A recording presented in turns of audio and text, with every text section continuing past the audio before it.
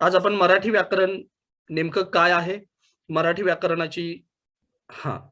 व्याकरणाची स्पर्धा परीक्षेमध्ये किती मार्कांसाठी भूमिका आहे आणि आपण कशा पद्धतीनं त्याची व्यूहरचना बघणार आहोत, मराठी व्याकरण कसं आपल्याला शिकायचं आहे, या गोष्टी आपल्याला आज थोड्याशा बोलायच्या आहेत आणि त्यानंतर आपण थेट व्याकरणाच्या पहिल्या प्रकरणाला सुरुवात करणार आहोत.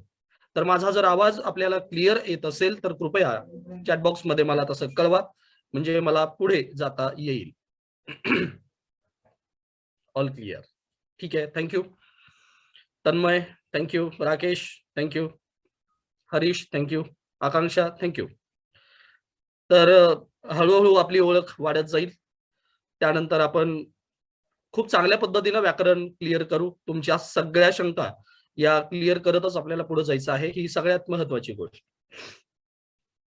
तर स्पर्धा परीक्षा करत असताना एक महत्वाची गोष्ट आपल्याला लक्षात ठेवायची ती अशी की कोणताही विषय आपल्याला शिकत असताना तो विषय आणि त्या विषयामध्ये असलेली जी काही प्रकरण आहेत ती सगळीच आपल्याला अभ्यासाला कधीच नसतात. त्यामुळं स्पर्धा परीक्षेमध्ये खास करून एमपीएससी असं जर आपण गृहीत धरलं तर महाराष्ट्र लोकसेवा आयोग हे आपल्या उमेदवारांशी दोन पद्धतीनं कम्युनिकेट करत असतं, संवाद साधत असतं. त्यातली पहिली गोष्ट असते ती म्हणजे त्यांनी दिलेला अभ्यासक्रम. त्या अभ्यासक्रमामधून आयोग हा उमेदवारांना काही सूचना करत असतो की या परीक्षेसाठी मराठी व्याकरणामध्ये आम्ही अशा पद्धतीची प्रकरणं किंवा या पद्धतीचा अभ्यास उमेदवारांनी करा अशी अपेक्षा करतो. अशा पद्धतीने त्यांनी एक अभ्यासक्रम दिलेला असतो. त्यामुळे प्रत्येक उमेदवाराने तो अभ्यासक्रम व्यवस्थित वाचला पाहिजे, तो अभ्यासक्रम व्यवस्थित समजावून घेतला पाहिजे, ही सगळ्यात महत्वाची गोष्ट.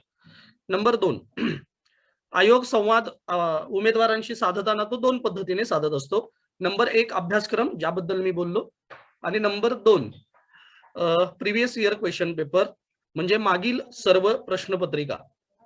आता अभ्यासक्रम हा प्रत्येक वेळेला आयोगाने सविस्तर दिलेला असतो असं नाही.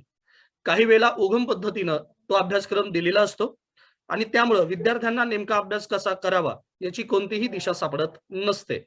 परंतु जर आपण प्रिव्हियस इयर क्वेश्चन पेपर व्यवस्थित पाहिले तर आपल्याला अभ्यासक्रम आणि त्या अभ्यासक्रमाच्या संबंधी आयोग नेमके कोणते आणि कसे प्रश्न विचारणार आहे अशा सर्व अंगांच्या प्रश्नांची उत्तर आपल्याला मिळून जातील आणि मग आपल्याला त्या विषयाचा अभ्यास करण्यासाठी एक चौकट तयार करता येऊ शकते.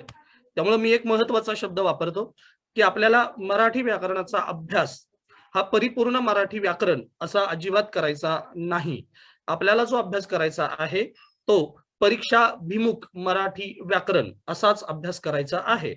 परीक्षाभिमुख याचा अर्थ परीक्षेला जे येतं ते, परीक्षेला जसं येतं तसं.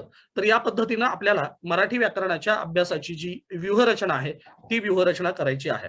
ठीक आहे. तर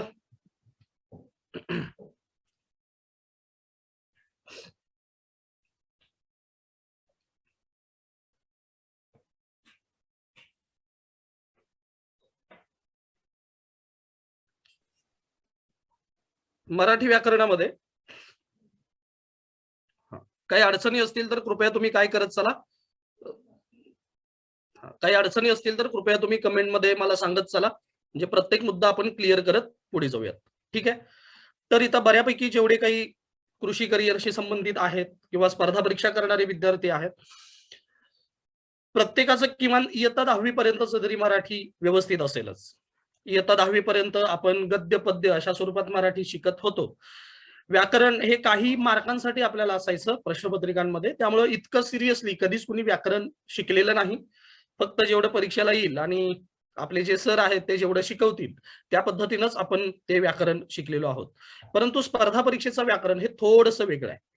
स्पर्धा परीक्षेच्या व्याकरणामध्ये आपल्याला अगदी व्याकरणाचं जे मूलभूत व्याकरण आहे, म्हणजे मराठीमध्ये वर्ण कसे तयार होतात, ती वर्णमाला कशी तयार होते, त्या वर्णमालेमध्ये अक्षर म्हणजे नेमकं काय, त्या वर्णमालेमध्ये व्यंजन म्हणजे नेमकं काय, जोडाक्षर म्हणजे नेमकं काय, द्वित्त म्हणजे नेमकं काय, या काही मूलभूत अशा संकल्पना आहेत.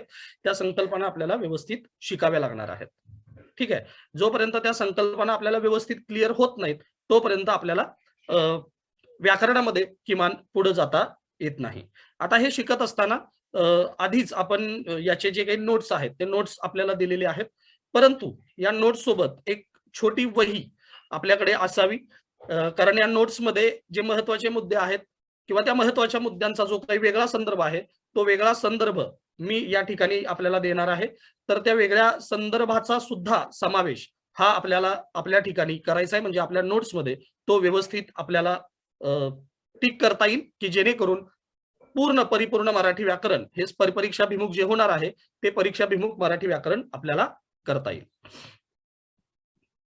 आता पुढे बघा, आपल्याला पाहायचं आहे मराठी व्याकरणामध्ये आपल्याला नेमकं कोणकोणते घटक अभ्यासायचे आहेत, जेणेकरून परीक्षेला आपल्याला त्याचा चांगला फायदा घेता येणार आहे. बघा, आता मराठी व्याकरणामध्ये नेमके काय घटक आहेत, ज्याचा आपल्याला अभ्यासक्रम असं म्हणता येईल. खरं म्हणजे एमपीएससीच्या कुठल्याही अभ्यासक्रमामध्ये तो अभ्यासक्रम अतिशय कमी शब्दांमध्ये दिलेला आहे. म्हणजे काय, तर मराठी व्याकरण डॅश उतारा व उतार्यावरील प्रश्न, स्वल्पविराम, समानार्थी विरुद्धार्थी शब्द व मूलभूत मराठी व्याकरण, अशा पद्धतीनं वर्डिंग हे या अभ्यासक्रमाचं केलेलं आहे. परंतु प्रिव्हियस इयर क्वेश्चन पेपर जर आपण व्यवस्थित अभ्यासले तर त्यावरून आपल्याला एक अंदाज बांधता येतो की कोणकोणत्या प्रकरणांवर आयोग हा प्रश्न विचारत असतो. त्यामुळे त्या अभ्यासक्रमाची एक चौकट जर आधीच आपली क्लिअर असेल तर त्यानंतर आपल्याला त्या प्रकरणाच्या अनुषंगाने अभ्यासाला सुरुवात करता येते. आता या मराठीमध्ये जे सगळ्यात महत्वाचं पहिलं प्रकरण आहे, ते पहिलं प्रकरण आहे वर्णविचार. वर्णविचार, कोणतीही भाषा ही या वर्ण या एका घटकापासून सुरू होत असते. आपल्या मराठीमध्ये एकूण 50 वर्ण आहेत, जे 50 वर्ण अ पासून सुरू होतात आणि त्यानंतर य, र, ल, व, श, श, स, ह, ल, ल पर्यंत येऊन 50 वर्ण थांबतात.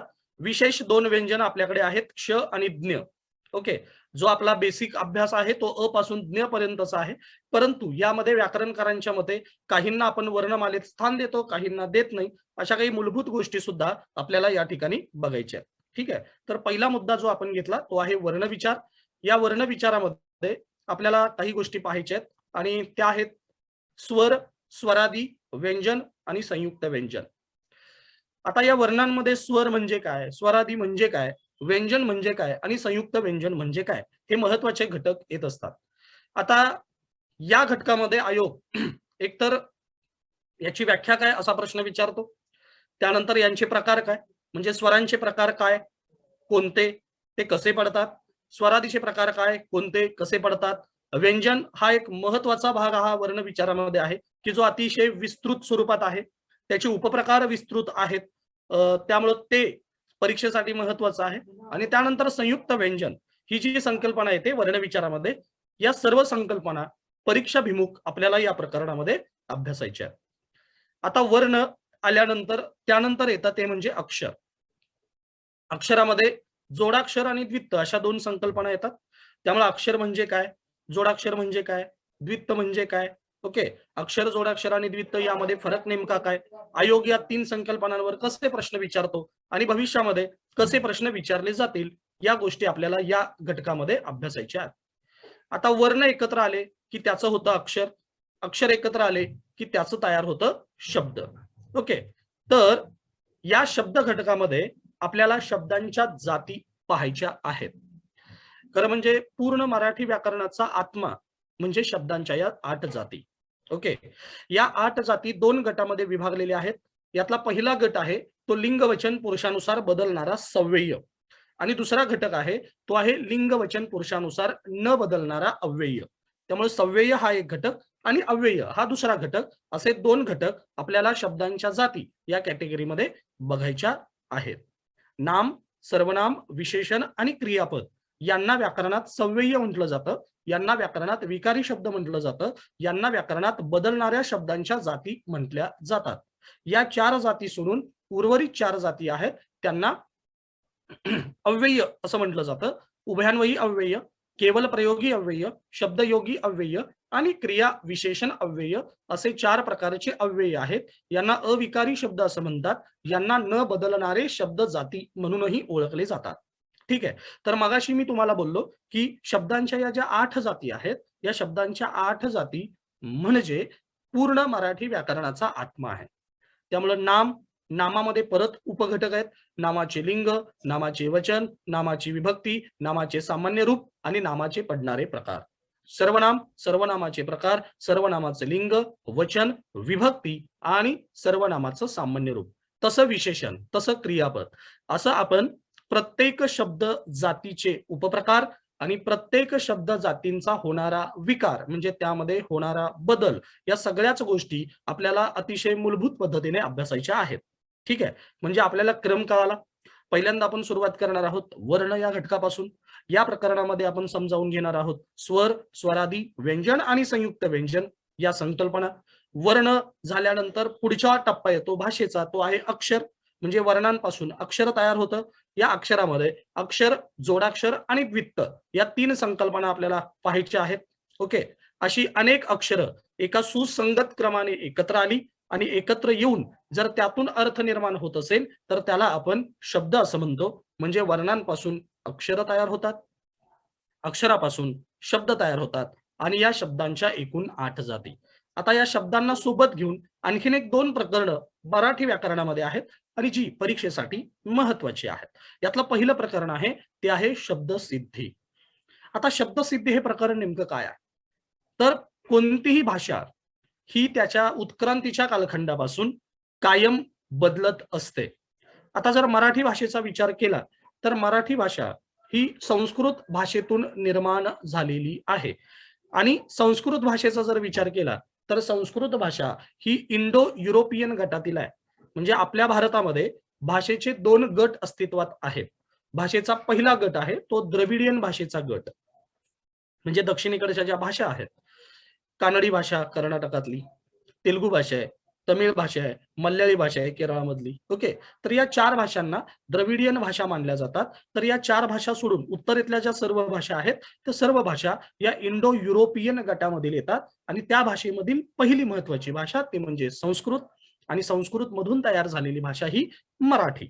परंतु मराठीचा विकास होत असताना या मराठीचा संबंध संस्कृतशी जसा आला तसा तो हिंदी भाषेशी आला, तसा तो गुजराती भाषेशी आला, तसा तो पोर्तुगीज भाषेशी आला, तसा तो फ्रेंच भाषेशी आला, तसा तो अरबी फारसी भाषेशी आला, तसा तो इंग्रजी भाषेशी आला, तसा तो कानडी, तसा तो तेलुगू, तसा तो तमिळ, तसा तो उर्दू, या सर्व भाषांशी मराठीचा संबंध आलेला आहे. आणि हा संबंध येत असताना मराठी भाषेमध्ये इतर भाषेतले शब्द समाविष्ट झालेले आहेत. ओके, म्हणजे उदाहरणार्थ उमेश हा जो शब्द आहे हा शब्द मूळ मराठी नाही. उमेश हा शब्द संस्कृत भाषेतून मराठीमध्ये आहे असा आलेला आहे. म्हणून उमेश हा जो शब्द आहे याला तत्सम शब्द असं म्हणतात. तत्सम म्हणजे संस्कृत मधून मराठीत जसेच्या तसे आलेले शब्द. ओके, आता हात, हात हा शब्द संस्कृत मधून आलेला आहे परंतु येताना तो बदलून आलाय.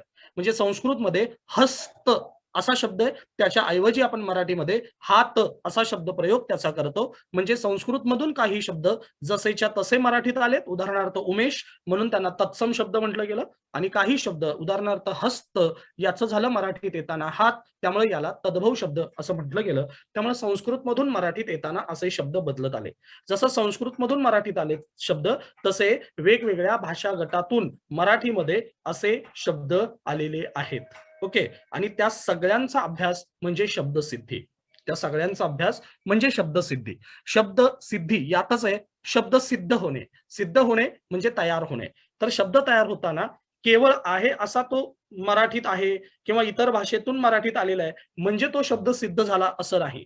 काही वेळेला त्या शब्दाच्या पुढे आणि त्या शब्दाच्या मागे काहीतरी जोडलेलं असतं. शब्दाच्या पुढे जर काही जोडलं गेलं तर त्याला व्याकरणात उपसर्ग म्हणतात आणि शब्दाच्या मागे जोडलं गेलं तर त्याला व्याकरणात प्रत्यय म्हणतात. म्हणजे काही शब्द हे उपसर्गांनी जोडलेले असतात तर काही शब्द हे प्रत्ययांनी जोडलेले असतात. आता उदाहरणार्थ जन्म, जन्म हा मूळ शब्द आहे. ओके, परंतु मी जर जन्म, जन्म असा जर शब्द वापरला जन्म, तर तुम्हाला जन्म या शब्दाला काय जोडल्यासारखं वाटतं? कृपया कमेंट करा. जन्म हा मूळ शब्द आहे. मी म्हणालो जन्म. हा, अगदी बरोबर धनश्री. अश्विनी बरोबर. उपसर्ग जोडलेला आहे आणि तो उपसर्ग कोणता आहे? उपसर्ग कोणता आहे? कोणता उपसर्ग आहे? अगदी बरोबर. तर हा उपसर्ग संस्कृत भाषेतून मराठीमध्ये आलेला उपसर्ग आहे. हा उपसर्ग संस्कृत भाषेतून मराठीत आलेला उपसर्ग आहे. हा उपसर्ग. आता मी आणखीन एक शब्द प्रयोग घेतो, लेखन, आणि दुसरा शब्द वापरतो लेखनी. लेखन आणि लेखनी यामध्ये लेखनला कोणतं एक प्रत्यय जोडलेलं तुम्हाला दिसेल? कोणतं जोडलेलं दिसेल? ई. अगदी बरोबर. अगदी बरोबर. म्हणजे काही शब्द हे मूळ आहेत असे असतात, काही शब्द हे उपसर्ग लागून तयार होतात, काही शब्द हे प्रत्यय लागून तयार होतात, तर त्याला व्याकरणात शब्द सिद्धी असं म्हटलं गेलं. त्यामुळं हे जे प्रकरण आहे शब्द सिद्धी, हे आपल्याला अशा सर्व अंगांनी विस्तृतपणे बघायचं आहे. त्यानंतर पुढचं एक प्रकरण येतं ते म्हणजे शब्दशक्ती. शब्दांच्या शक्ती या अत्यंतिक महत्वाच्या आहेत. अत्यंतिक महत्वाच्या आहेत. तर दुसरा जो घटक आहे तो आहे शब्दशक्ती. शब्दशक्ती म्हणजे शब्दांच्या ठिकाणी असणाऱ्या काही शक्ती असतात.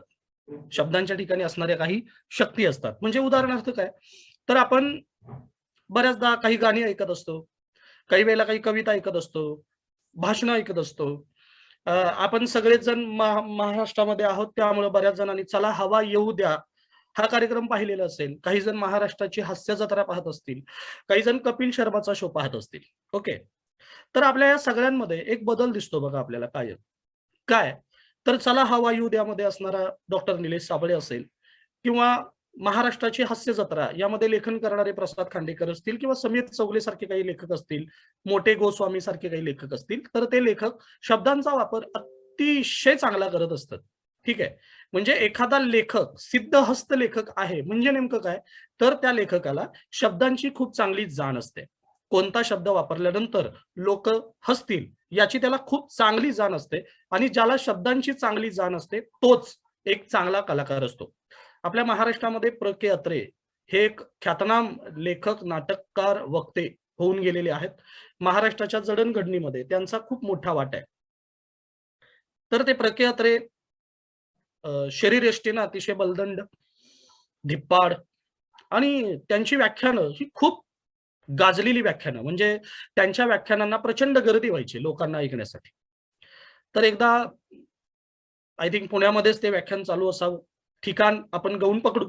परंतु सभागृहामध्ये ज्यावेळेला ते निघाले होते, त्यावेळेला सभागृह खचाखच भरलेलं होतं. आणि त्यांची शरीरयष्टी इतकी धिप्पाड होती, की सभागृहामध्ये बसलेल्या एकानं ज्यावेळेला ते सभागृहात जात होते, त्यावेळेला मोठ्यानं तो असं म्हणाला, की "यम आला रे, यम आला." आता शरीरयष्टी धिप्पाड होती. त्यामुळं "यम आला रे, यम आला" असं म्हटल्यानंतर सभागृहातले सगळेजण हसायला लागले. प्र. के. अत्रे जाऊन जागेवरती बसले. मग कार्यक्रमाच्या रूपरेषेनुसार सगळ्या गोष्टी सुरू झाल्या. मान्यवरांचा सत्कार सुरू झाला. सूत्रसंचालकाचं मनोगत सुरू झालं. त्यानंतर प्रतिमा पूजन झालं. त्यानंतर प्रस्तावना झाली, स्वागत ओळख झालं आणि त्यानंतर प्रमुख पाहुणे म्हणजे प्र. के. अत्रे बोलायला उभं राहणार आणि निवेदकानं तशी सूचना केली. त्यावेळेला परत सभागृहांमध्ये तोच पुन्हा आवाज आला, की "यम उठला रे, यम उठला." असं म्हटल्यानंतर टाळ्या खूप वाजायला लागल्या. प्र. के. अत्रे पुढे आले. आता एखादा माणूस एवढा ग्रेट किंवा महान वक्ता का असतो याचं कारण हे प्र. के. अत्रेंच्या पुढच्या उत्तरामध्ये आहे. कारण त्यांना शब्दांची चांगली जाण होती, शब्दांच्या शक्तीचा अंदाज होता. तर प्र. के. अत्रे बोलायला उभे राहिले आणि त्यांनी सुरुवातच अशी केली, की मगाशी सभागृहामध्ये येताना एकाने माझा उल्लेख यम असा केला. बरं झालं या ठिकाणी मी भाषणाला आलो, कारण गेली कित्येक दिवस माझा रेडा हरवला होता. त्या यमाचा रेडा मला आता सभागृहामध्ये मिळाला. असं म्हटल्यानंतर सभागृहामध्ये खूप हशा पिकला. सगळेजण हसायला लागले. तुम्हीही हसू शकता. थंडी असली तरी हसण्याला काही मनाई नाही. हसण्यावर काही जीएसटी लागलेला नाही. त्यामुळे तुम्ही हसू शकता. तर ज्याला शब्दांची शक्ती माहिती आहे, तो माणूस स्वतःवरती झालेले आरोप एवढ्या मोठ्या सभागृहामध्ये, एवढ्या सगळ्या लोकांच्या नजरेत त्यांना ते अपमान म्हणून घेतलं नाही, तर एक संधी म्हणून घेतली आणि त्यानंतर त्यांनी ज्या शब्दाचा वापर केला, जो शब्दप्रयोग केला, त्यामुळं ते एक महान वक्ते गणले गेले. तर ज्यांना शब्दांच्या शक्तीचा अंदाज असतो, ते लोक हे जास्त प्रभावित करत असतात जनसमुदायाला. काही राजकीय लोकांची भाषणं सुद्धा आपण ऐकत असतो. बरेच जण वेगवेगळ्या राजकीय लोकांचे फॅन असतात. याचं सगळ्यात महत्त्वाचं कारण म्हणजे त्यांच्या व्याख्यानामध्ये, त्यांच्या मनोगतामध्ये ते ज्या शब्दांचा वापर करत असतात, ती शब्दशक्ती. तर ही शब्दशक्ती सुद्धा व्याकरणामध्ये अभ्यासक्रमाला आहे आणि विशेष म्हणजे परीक्षेसाठी सुद्धा एम-पी-एस-सीनं या शब्दशक्तीवरती अनेकदा प्रश्न विचारलेले आपल्याला दिसतात. आता पुढच्या प्रकरणाकडे वळूयात.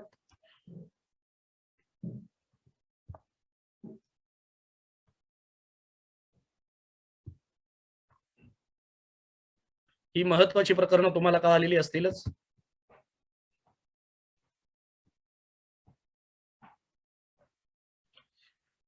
वर्णापासून तयार होतं अक्षर, अक्षरापासून तयार होतो शब्द, शब्दांच्या 8 जाती आणि असे असंख्य शब्द जर एकत्र एकत्र येत गेले तर त्या शब्दांचं मिळून बनतं ते होतं वाक्य. त्यामुळे शब्द हा जो घटक आहे म्हणजे शब्दांच्या 8 जाती, शब्दसिद्धी आणि शब्दशक्ती, तर त्यानंतर महत्वाचं प्रकरण किंवा महत्वाचा विभाग असं म्हणूयात आपण, प्रकरण असं म्हणता येत नाही, वाक्य विभाग आहे आणि या विभागामध्ये मग काही इतर प्रकरणं समाविष्ट होत असतात. तर त्यामध्ये पहिला वाक्य विभागातलं प्रकरण म्हणजे वाक्यांचे प्रकार आणि वाक्यांचं परस्पर रूपांतर. तर या वाक्यांच्या प्रकारामध्ये विधानार्थी वाक्य येतं, वाक्यांच्या प्रकारामध्ये होकारार्थी वाक्य येतं, वाक्यांच्या प्रकारामध्ये नकारार्थी वाक्य येतं, वाक्यांच्या प्रकारामध्ये प्रश्नार्थी वाक्य येतं, वाक्यांच्या प्रकारामध्ये उद्गारार्थी वाक्य येतं. मग आपल्याला या वाक्यांच्या प्रकारामध्ये विधानार्थी वाक्य म्हणजे नेमकं काय, होकारार्थी वाक्य काय, नकारार्थी वाक्य काय, प्रश्नार्थी उद्गारार्थी वाक्य काय, आता या वाक्यांच्या संकल्पना परीक्षेला विचारल्या जातात. नंबर 2, वाक्य ओळखा अशा अनुषंगाने काही प्रश्न येतात. म्हणजे खालीलपैकी नकारार्थी वाक्य कोणते, खालीलपैकी प्रश्नार्थी वाक्य कोणते, खालीलपैकी उद्गारार्थी वाक्य कोणते, असे एक बेसिक प्रश्न आयोगाने विचारलेले आपल्याला दिसतात. ओके.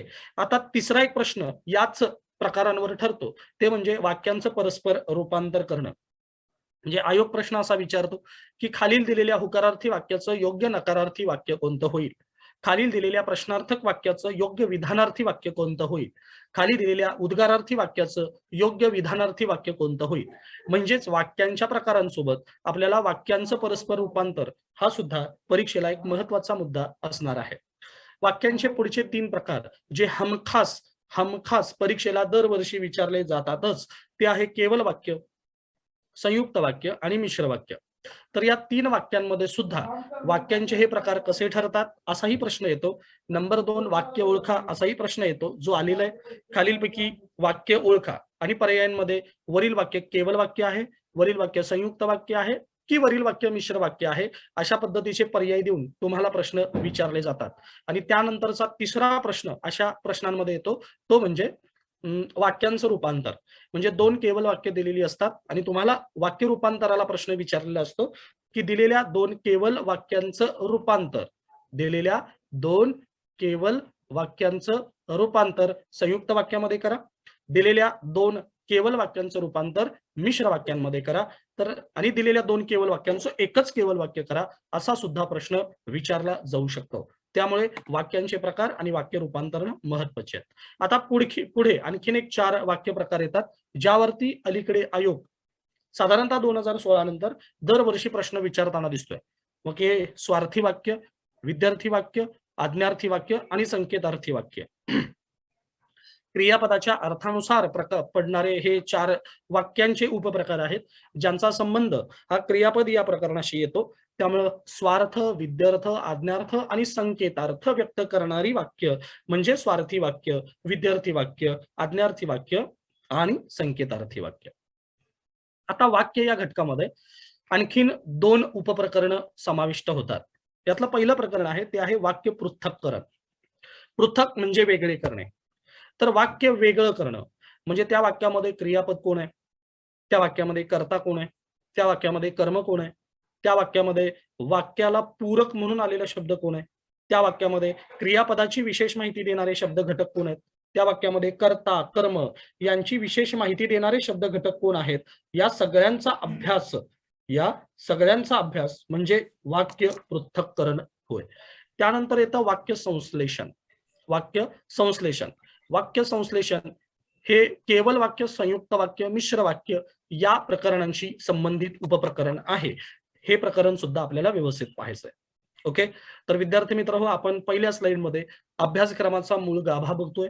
यामध्ये पहिलं प्रकरण होतं वर्णविचार म्हणजे विभाग होता तो वर्ण विभाग, त्यानंतर अक्षर विभाग, त्यानंतर शब्द विभाग, त्यानंतर वाक्य विभाग आणि या प्रत्येक विभागामध्ये काही महत्वाची प्रकरणं आहेत ज्या प्रकरणांवर दरवर्षी आयोग प्रश्न विचारत असतो आणि ज्याचा आपल्याला खूप तंतोतंत परीक्षाभिमुख अभ्यास करायचा आहे.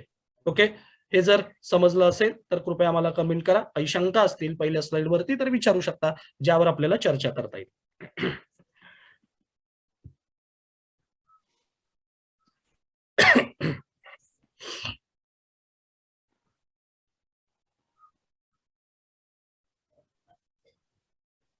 ठीक आहे. ओके, कोणाला काही शंका आहे?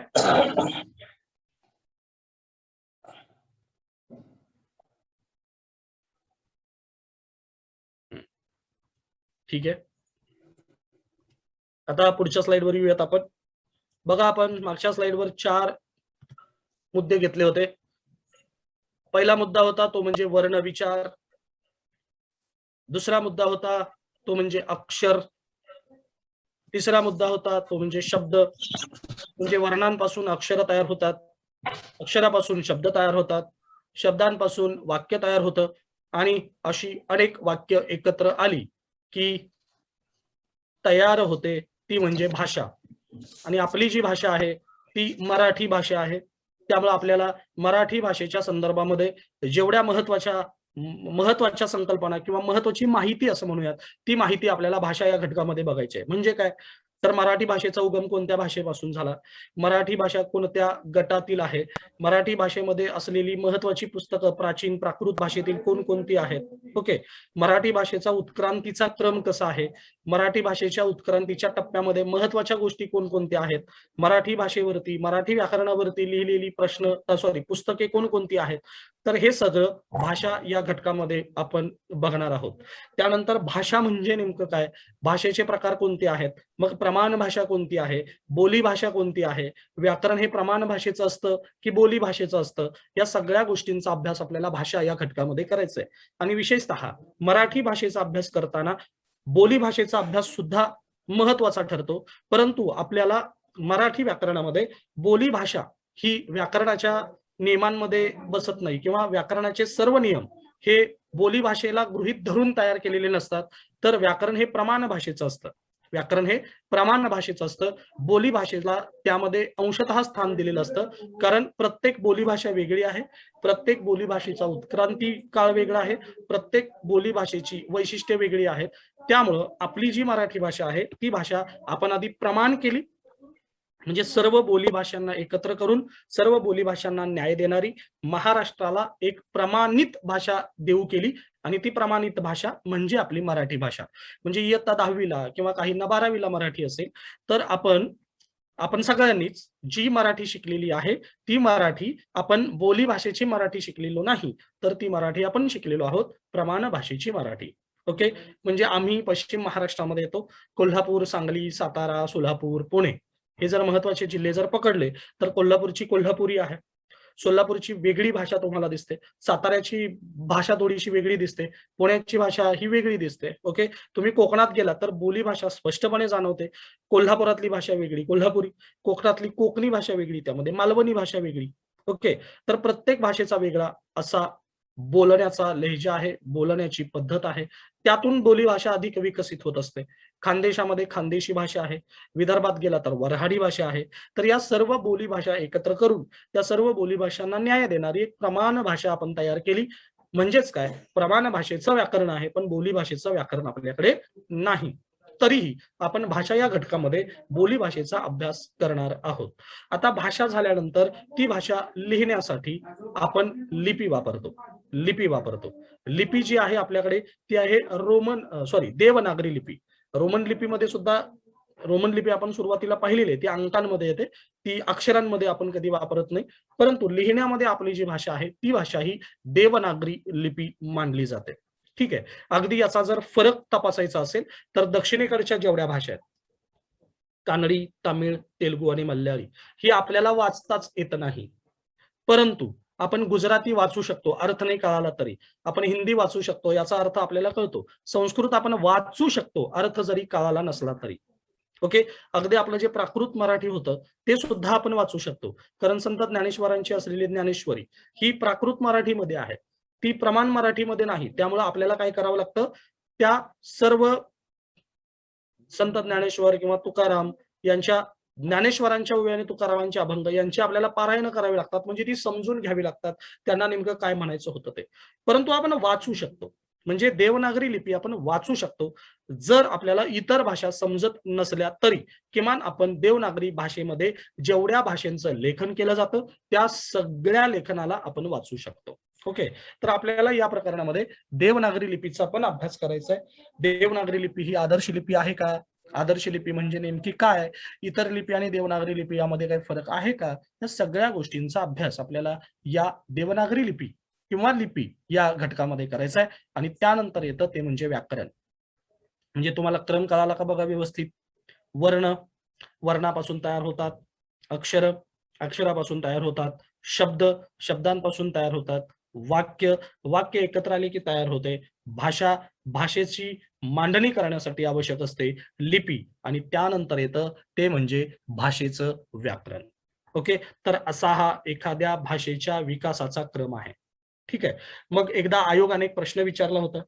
तो प्रश्न मी आत्ताच तुम्हाला विचारतो. तुम्हाला त्याचं उत्तर द्यायचं आहे, की भाषा आधी निर्माण होते, की व्याकरण आधी निर्माण होतं? याचं उत्तर काय असेल? कमेंट करा. भाषा आधी निर्माण होते, की व्याकरण आधी निर्माण होतं? ओके, ठीक आहे. महाराष्ट्रामधल्या बोलीभाषा कोणकोणत्या? कमेंट करा. महाराष्ट्रातल्या बोलीभाषा कोणकोणत्या? कोकणी भाषा. ओके. अश्विनी बरोबर.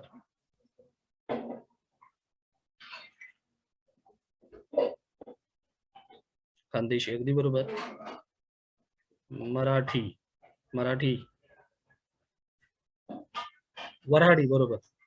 कोल्हापुरीला काही बोलीभाषा म्हणता येत नाही. प्रादेशिक भाषा म्हणता येईल खूप तर खूप. मराठी, कोकणी, मराठी प्रमाण भाषा झाली. कोकणी, वऱ्हाडी, खानदेशी अगदी बरोबर. ठीक आहे सचिन. ठीक आहे. म्हणजे तुम्हाला हा फरक कळाला. आपण भाषा लिपी व्याकरणामध्ये ह्या गोष्टी बघणारच आहोत. ठीक आहे. ओके. इथपर्यंत तुम्हाला कळालं असेल सिलेबस आपला कसा आहे व्याकरणापर्यंत. आता आपण पुढे जाऊयात. यामध्ये समाविष्ट होणारे आणखीन मुद्दे बघणार आहोत. पुढे आहे विरामचिन्ह आणि त्यानंतर जोडाक्षरांचे नियम. आयोग या दोन प्रकरणांवर पण प्रश्न विचारतो. विरामचिन्ह महत्वाची आहेत. जी विरामचिन्ह मूळ मराठीत अस्तित्वात नव्हती. कुणी सांगू शकेल का विरामचिन्ह कोणत्या भाषेतून मराठी भाषेमध्ये आलेली आहेत? विरामचिन्ह कोणत्या भाषेतून मराठी भाषेमध्ये आलेली आहेत? कुणी सांगू शकेल का?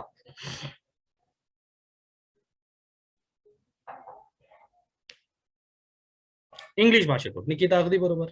इंग्रजीमधून मराठीत आलेली आहेत. अगदी बरोबर. हरीश संस्कृत मधून आलेली नाहीत. निकिता बरोबर. इंग्रजी भाषेतून मराठीमध्ये विरामचिन्ह आलेली आहेत. त्यानंतर पुढे आहे जोडाक्षरांचे नियम. तर जोडाक्षरांच्या नियमांवरती आयोग प्रश्न विचारत असतो कारण मराठीच्या लेखन पद्धतीमध्ये म्हणजे देवनागरी लिपीच्या लेखन पद्धतीमध्ये जोडाक्षर लिहिण्याच्या काही पद्धती आहेत. ओके, आणि ही जोडाक्षर लिहित असताना खास करून अनुस्वारांचा किंवा विसर्गाचा वापर करत असताना आपण उच्चार स्थानाला खूप महत्व देत असतो. म्हणजे एखाद्या शब्दाचा उच्चार होत असताना, एखाद्या अक्षराचा उच्चार होत असताना, त्या अक्षराचा उच्चार करताना त्याचा आघात पुढच्या अक्षरावर येतो की आधीच्या अक्षरावरती येतो, या सगळ्यांचा विचार आपल्याला या प्रकरणामध्ये करायचा आहे, जे की परीक्षेला आहे असं विचारलं जात असतं. त्यानंतर पुढचं प्रकरण येतं जे तांत्रिक प्रकरण आहे मराठीमधलं, ते आहे प्रयोग. प्रयोग म्हणजे वाक्यातील कर्ता, कर्म आणि क्रियापद यांच्यामध्ये असलेला परस्पर संबंध. वाक्यामध्ये क्रियापद, वाक्यामध्ये कर्ता आणि वाक्यामध्ये कर्म या तिघांचा जो परस्पर संबंध आहे त्या परस्पर संबंधाला व्याकरणात प्रयोग असं म्हणतात. जर कर्त्याशी संबंधित प्रयोग असेल तर कर्तरी प्रयोग, कर्माशी संबंधित असेल तर कर्मणी प्रयोग. आणि म्हणजे आता या सगळ्या तांत्रिक गोष्टी आहेत त्या तुम्हाला आत्ताच कळणार नाहीत. पण तिसरा एक प्रकार पडतो प्रयोगाचा, तो आहे भावे प्रयोग.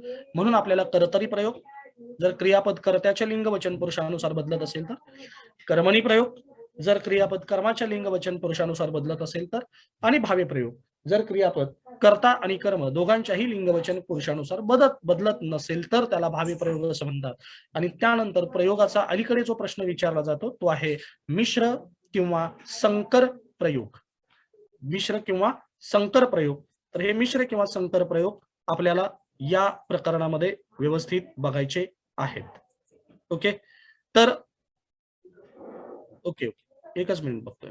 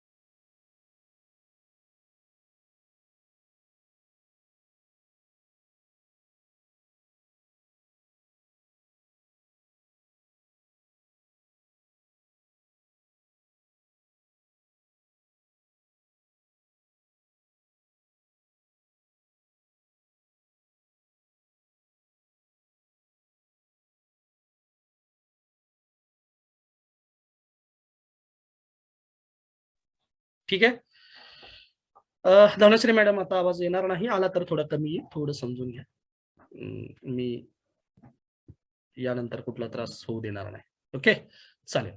प्रयोग हे प्रकरण, प्रयोग या प्रकरणातले हे उपप्रकार, आणि संकर किंवा मिश्र प्रयोग की जे आयोग अलीकडे प्रश्न विचारतात ते सगळे प्रयोग आपल्याला बघायचे आहेत. स्क्रीनवरती आहेतच. कर्तरी प्रयोग, कर्मणी प्रयोग आणि भावी प्रयोग. आता दुसरं एक तांत्रिक प्रकरण आपल्याकडे आहे, ते आहे संधी. पहिलं प्रकरण आहे प्रयोग, दुसरं आहे संधी. ओके, तर संधी हे पण तांत्रिक प्रकरण आहे, लक्षात घ्या, ज्याच्यावरती आयोग नेहमी प्रश्न विचारत असतो. संधी याचा अर्थ जोडणे, दोन शब्द एकत्र येणं, याला व्याकरणात संधी असं म्हटलं गेलं. मला सांगा, मी शब्द वापरला देवालय. देवालय, देवालय या शब्दामध्ये दोन शब्द एकत्र आलेत. कमेंटमध्ये सांगू शकाल का? कमेंटमध्ये सांगू शकाल का?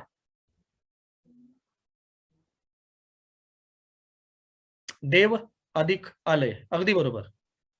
कृष्णार्पण शब्द व्यवस्थित ऐका. कृष्णार्पण, दोन शब्द कोणते सांगू शकाल का? कृष्णार्पण,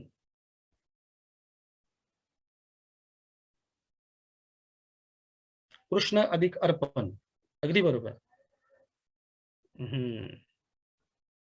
अगदी बरोबर, कृष्ण अधिक अर्पण. हा, ओके. सन्मती, सन्मती हा शब्द दोन शब्दांपासून तयार झालाय, सांगता येईल? कमेंट करा. सन्मती, सन्मती हा शब्द दोन शब्दांपासून तयार झालेला आहे, सांगता येईल का?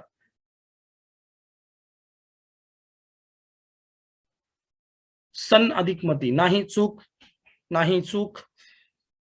सरस्वती चूक, सचिन चूक. सन्मती, सन्म अधिक अति, चूक. सत अधिक मती, धनश्री अगदी बरोबर.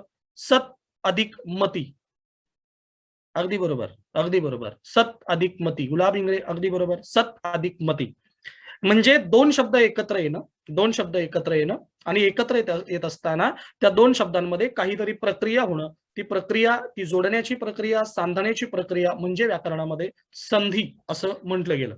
तर संधी हे प्रकरण वर्ण विचार या प्रकरणावर अवलंबून आहे. त्यासाठी आपल्याला स्वर, व्यंजन आणि विसर्ग यांचा व्यवस्थित अभ्यास जर असेल तरच आपल्याला संधी हे उपप्रकरण व्यवस्थित कळतं. स्वरसंधी, व्यंजन संधी आणि विसर्ग संधी असे संधीचे तीन उपप्रकार आहेत. अर्थात संधी हे प्रकरण दोन भाषेमध्ये पकडलं गेलं. एक म्हणजे संस्कृत भाषेतील संधी, त्या संस्कृत भाषेतील संधीचे तीन उपप्रकार, स्वरसंधी, व्यंजन संधी आणि विसर्ग संधी. तर त्यासोबत मराठी भाषेतील काही विशेष संधी सुद्धा आपल्याला या ठिकाणी बघायचे आहेत. त्यामुळे प्रयोग हे जसं तांत्रिक प्रकरण आहे मराठीमध्ये, तसंच तांत्रिक प्रकरण हे संधी सुद्धा मानलं जातं. तिसरं एक तांत्रिक प्रकरण आहे, ते म्हणजे समास. पहिला आहे प्रयोग, दुसरा आहे संधी, आणि त्यानंतरचं तिसरं एक महत्वाचं प्रकरण आहे, ते म्हणजे समास, जे तांत्रिक आहे. महत्वाचे तर सगळेच आहेत, पण तांत्रिक, ज्याला एक तंत्र आहे, एक पद्धत आहे समजून घेण्याची, तर प्रयोग, संधी आणि समास असा एक तिसरा. आता समास म्हणजे काय? तर समास म्हणजे शब्दांची काटकसर करणे. समास म्हणजे शब्दांची काटकसर करणे. आता एक उदाहरण देतो मी. तुम्ही काय करायचंय, मी एक शब्द प्रयोग करेन, वेगवेगळे शब्द एकत्र घेऊन, ठीक आहे. तर तुम्हाला त्या इतक्या शब्दांच्या ऐवजी त्या सर्व शब्दांनी मिळून जो अर्थ व्यक्त होणार आहे, त्या अर्थाचा समर्पक शब्द मला द्यायचा आहे. ओके, आता व्यवस्थित ऐका. मी असं म्हणेन की बटाटे घालून तयार केलेला वडा. बटाटे घालून तयार केलेला वडा, यासाठी मला एकच शब्द असा वापरा की जो शब्द माझी शब्दांची काटकसर करेल. अगदी बरोबर, बटाटे वडा, अगदी बरोबर. ठीक आहे, म्हणजे आपण काय केलं, बटाटा घालून तयार केलेला वडा. इतके शब्द वापरून आपण एक अर्थ व्यक्त करत होतो, त्याऐवजी बटाटे वडा असा एकच शब्द आपण घेतला. आणखी कांदा घालून तयार केलेले पोहे किंवा कांदे घालून तयार केलेले पोहे. कांदे पोहे, अगदी बरोबर. लक्ष्मी आहे कांता ज्याची असा तो. लक्ष्मी आहे कांता ज्याची असा तो. लक्ष्मीकांत, अगदी बरोबर. निळा आहे कंठ ज्याचा असा तो. निळा आहे कंठ ज्याचा असा तो. लक्ष्मीकांत, बरोबर आहे. हा, वरती काही शंका नाही ना बाकी? मगाच्या प्रश्नाचं उत्तर लक्ष्मीकांत. आता काय विचारलंय मी? निळा आहे कंठ ज्याचा असा तो. नीलकंठ. अगदी बरोबर, नीलकंठ. म्हणजे आपण एक 3-4 उदाहरणं घेतली. या 3-4 उदाहरणांमध्ये आपण काय पाहिलं, की निळा आहे कंठ ज्याचा असा तो. ओके. म्हणजे इथं 2 शब्द महत्वाचे आहेत. एक निळा आणि दुसरा कंठ दोन्ही एकत्र केले नीलकंठ तयार शब्द झाला. कांदे घालून तयार केलेले पोहे. कांदा आणि पोहे हे 2 शब्द महत्वाचे आहेत, तेच जोडले. म्हणजे जर शब्दांची काटकसर केली जात असेल, तर त्याला व्याकरणात समास असं म्हणतात आणि या समासाचे पुन्हा 4 उपप्रकार पडतात. पहिला आहे अव्ययी भाव समास, दुसरा आहे तत्पुरुष समास, तिसरा आहे द्वंद्व समास आणि चौथा आहे बहुव्रीही समास. लक्षात येतं? पहिला आहे अव्ययी भाव समास, दुसरा आहे तत्पुरुष समास, तिसरा आहे द्वंद्व समास आणि चौथा आहे बहुव्रीही समास. बहुव्रीही समास. लक्षात येतं सगळ्यांना? सगळ्यांना व्यवस्थित कळालं का? प्रयोग, संधी, समास सगळ्यांना व्यवस्थित कळालं का? ओके. ही 3 महत्वाची तांत्रिक प्रकरणं आहेत मराठीमधली, की जी महत्वाची आहेत आणि ती महत्वाची असलीच पाहिजेत. ओके. क्लिअर आहे सगळ्यांना? आता आणखीन एक 2 महत्वाच्या प्रकरणांकडे आपण बोलूयात. एक आहे अलंकार आणि दुसरा आहे वृत्त. ठीक आहे. यातल्या वृत्त यावरती कमी प्रश्न आहेत, पण अलंकारावरती काही वेळेला प्रश्न विचारण्यात आलेले आहेत. अलंकार. अलंकार म्हणजे शब्दांचं सौंदर्य वाढतं ज्याच्यामुळे त्याचा अभ्यास करणं म्हणजे अलंकार. तर अलंकार आणि वृत्त यांचा सुद्धा आपल्याला नंतरच्या टप्प्यात अभ्यास करायचा आहे. ठीक आहे. तर मराठी व्याकरणामध्ये ज्याला आपण व्याकरण विभाग असं म्हणूयात, तो व्याकरण विभाग इथं संपलेला आहे. परंतु आयोगाने केवळ व्याकरण विभाग आपल्याला दिलेला नाही, तर या व्याकरण विभागासोबत शब्द घटक सुद्धा आपल्याला दिलेले आहेत. म्हणजे जर समजा एक 25 प्रश्न मराठीवरती येणार असतील, तर त्या 25 पैकी साधारणतः 13 ते 14 प्रश्न हे व्याकरण विभागावरती येतात आणि 7 ते 8 प्रश्न हे शब्द घटकावरती येतात आणि 4 ते 5 प्रश्न हे तुमच्या उतार्यांवरती येतात. असा एक 25 प्रश्नांचा एक क्रम आयोग हा ठरवत असतो कायमस्वरूपी. ओके. तर आपल्याला काय करायचंय, तर आपल्याला शब्द घटक सुद्धा व्यवस्थित बघायचे आहेत. या शब्द घटकामध्ये समानार्थी शब्द येतात, या शब्द घटकामध्ये विरुद्धार्थी शब्द येतात, या शब्द घटकामध्ये शब्द समूहाबद्दल एक शब्द येतात, या शब्द समूहामध्ये म्हणी येतात, या शब्द समूहामध्ये वाक्प्रचार येतात, या शब्द समूहामध्ये साहित्यिक माहिती सुद्धा येते. ओके. म्हणजे शब्द घटकामध्ये आपण काय काय बघणार आहोत? शब्द घटकामध्ये बघणार आहोत समानार्थी शब्द, त्यानंतर बघणार आहोत विरुद्धार्थी शब्द, त्यानंतर बघणार आहोत शब्द समूहाबद्दल शब्द, त्यानंतर बघणार आहोत म्हणी, त्यानंतर बघणार आहोत वाक्प्रचार आणि त्यानंतर बघणार आहोत साहित्यिक माहिती. ओके. म्हणजे पूर्ण मराठी व्याकरण हे या 2 घटकांमध्ये विभागलं गेलेलं आहे. पूर्ण मराठी व्याकरण हे या 2 घटकामध्ये विभागलं गेलेलं आहे. यातला पहिला जो घटक आहे तो पूर्णतः व्याकरण विभागातील घटक आहे आणि दुसरा जो घटक आहे तो शब्द घटक आहे. यानंतर आणखीन एक घटक आहे तो म्हणजे उतारा आणि त्याच्यावरचे प्रश्न. ते सुद्धा आपल्याला व्याकरण पूर्ण झाल्यानंतर काही उतारे सोडवून घ्यायचे आहेत. काही उतारे कसे सोडवायचे असतात ते बघायचंय. आयोगाने या उतारांवरती हेच प्रश्न का योग्य मानले, उतारांचे शीर्षक कशा पद्धतीने योग्य मानले जातात, या सर्व घटकांचा अभ्यास आपल्याला या पूर्ण मराठीच्या टप्प्यांमध्ये करायचा आहे. ओके. तर इथं आपला अभ्यासक्रमाचा जो भाग आहे तो अभ्यासक्रमाचा भाग संपलेला आहे. यामध्ये कोणाला काही शंका असतील तर तुम्ही कृपया विचारू शकता. त्या शंकांचं निरसन करूनच आपल्याला पुढे जाता येईल. कोणाला काही शंका आहेत का? ओके. तुम्हाला व्यवस्थित ज्याला अभ्यासक्रम म्हणता येईल, सिलेबस म्हणता येईल ते कळालं का? कोणकोणती प्रकरणं आपण अभ्यासणार आहोत ते कळालं का?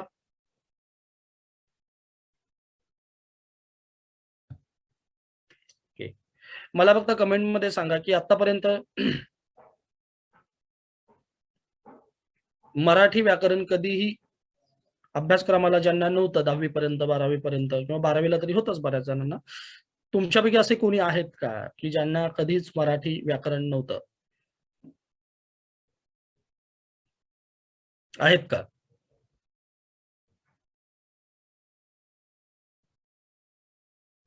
नाहीयेत. ठीक आहे.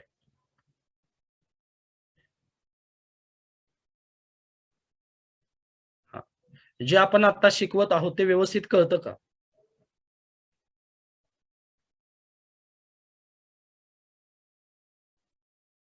ओके. येस. ठीक आहे. ओके. चालेल. आपण सुरुवात केली होती वर्णविचार या घटकापासून. पुन्हा एकदा बघा फक्त. वर्णविचार. वर्ण विचारामध्ये येतं वर्ण, त्याचे उपप्रकार स्वर, स्वरादी आणि व्यंजन, त्यानंतर संयुक्त व्यंजन. ओके. त्यानंतर येतं अक्षर, अक्षरामध्ये जोडाक्षर आणि द्वित्त या दोन संकल्पना. वर्ण, वर्णांपासून अक्षर तयार होतात, अक्षरांपासून शब्द तयार होतात. या शब्दांच्या ज्या जाती आहेत त्या जाती आपल्याला बघायच्या आहेत. यामध्ये नाम, त्यानंतर सर्वनाम, त्यानंतर विशेषण, त्यानंतर क्रियापद, त्यानंतर 4 अव्यय, उभयान्वयी अव्यय, केवल प्रयोगी अव्यय, शब्दयोगी अव्यय आणि क्रियाविशेषण अव्यय असे 4 पद्धतीचे अव्यय आणि 4 पद्धतीचे सव्यय अशा शब्दांच्या 8 जाती आपल्याला व्यवस्थित बघायच्या आहेत. यानंतर आपण पाहणार आहोत शब्दसिद्धी, म्हणजे मराठीमध्ये आलेले शब्द कशा पद्धतीने तयार झालेले आहेत, मूळ मराठी शब्द कोणते आहेत, इतर भाषेतून मराठीत आलेले शब्द कोणते आहेत, प्रत्यय लागून तयार झालेले मराठी शब्द कोणते आहेत, उपसर्ग लागून तयार झालेले मराठी शब्द कोणते आहेत, याला शब्द सिद्धी असं म्हटलं गेलं. त्यानंतर येतं ते शब्द शक्ती, शब्दांच्या असलेल्या शक्ती हे एक महत्वाचं प्रकरण आहे. यामध्ये अभिधा शक्ती, यालाच वाच्यार्थ असं म्हणतात, लक्षणाशक्ती, त्यानंतर व्यंजनाशक्ती अशा 3 शब्द शक्तींचा आपल्याला अभ्यास करायचा आहे. त्यानंतर आपण येतो वाक्य घटकाकडे. या वाक्य घटकामध्ये वाक्यांचे प्रकार आणि वाक्यांचं रूपांतर येतं. यामध्ये विधानार्थी वाक्य, होकार, नकार, प्रश्नार्थक, उद्गारार्थी वाक्य, 3 महत्वाचे वाक्य, यामध्ये केवल वाक्य, यामध्ये संयुक्त वाक्य, यामध्ये मिश्र वाक्य, स्वार्थी वाक्य, विद्यार्थी वाक्य, आज्ञार्थी वाक्य, संकेतार्थी वाक्य, वाक्यांचं पृथक्करण, त्यांचं संश्लेषण, त्याचं रूपांतर, हा सर्व घटक आपण वाक्य या शब्द घटकामध्ये अभ्यासणार आहोत. त्यानंतर भाषा, लिपी आणि व्याकरण. ओके. मराठी भाषा त्याचा पूर्ण मूलभूत अभ्यास, त्यानंतर त्याची लिपी म्हणजे देवनागरी लिपी आणि व्याकरण हे सर्व या प्रकरणामध्ये येईल. त्यानंतर विरामचिन्ह आणि जोडाक्षर, शुद्ध लेखनाच्या संदर्भातली ही 2 महत्वाची प्रकरणं आहेत. त्यानंतर 3 तांत्रिक प्रकरणं, प्रयोग, त्यानंतर संधी, त्यानंतर समास म्हणजे शब्दांची केली जाणारी काटकसर, आणखीन 2 प्रकरणं, त्यातलं एक महत्वाचं प्रकरण आपल्याला अभ्यासालाच आहे ते म्हणजे अलंकार, आणि दुसरं एक प्रकरण ते म्हणजे वृत्त. हा पूर्ण व्याकरण विभाग झाला. व्याकरण विभागावरती प्रश्न आहे, पण त्यासोबत शब्द विभागावरती पण प्रश्न विचारले जातात. समानार्थी शब्द, विरोधार्थी शब्द, शब्द समूहाबद्दल एक शब्द, म्हणी, वाक्प्रचार आणि साहित्यिक माहिती. तर या सगळ्यांचा आपल्याला व्यवस्थित अभ्यास करायचा आहे. दिलेले व्याकरण विभागातले सर्व प्रकरण आणि त्यांचे नोट्स आपल्याला दिलेले आहेत, दिले जातील. शब्द घटकाचे नोट्स सुद्धा तुम्हाला दिले जातील. त्यामुळे तुम्हाला वेगळं काही करायची आवश्यकता नाही. हा आहे आपला अभ्यासक्रम. प्रिव्हियस इयर आलेले क्वेश्चन पेपर तुम्ही समोर ठेवून प्रकरण झाल्यानंतर ते पाहू शकता. तुम्हाला मराठी व्याकरण हे आपलं परीक्षाभिमुख जाताना दिसेल. ओके. त्यामुळे कोणत्याही पद्धतीची काय म्हणूयात त्याला, कोणत्याही पद्धतीची निराशा या विषयाच्या बाबतीत तुम्ही ठेवू नका. जरी यापूर्वी तुम्हाला मराठी असो नसो, पूर्ण मराठी व्याकरण झाल्यानंतर तुम्हाला हा आत्मविश्वास येईल की इतर विषयांपेक्षा तुम्हाला चांगले मार्क्स हे मराठीतच मिळणार आहेत. आणि कुठल्याही पास झालेल्या विद्यार्थ्याला जर तुम्ही विचारलात तर तो सांगेल की पास होण्यासाठी आणि नंबर 2 मेरिटमध्ये येण्यासाठी सुद्धा मराठीसारखा विषय जो तांत्रिक वाटत असला तरीही एकदा व्यवस्थित शिकल्यानंतर तुम्हाला तो अत्यंत सोपाच वाटणार आहे. ठीक आहे. आपण ब्रेक घेऊयात आणि त्यानंतर आपण पहिल्या प्रकरणाला सुरुवात करणार आहोत. ठीक.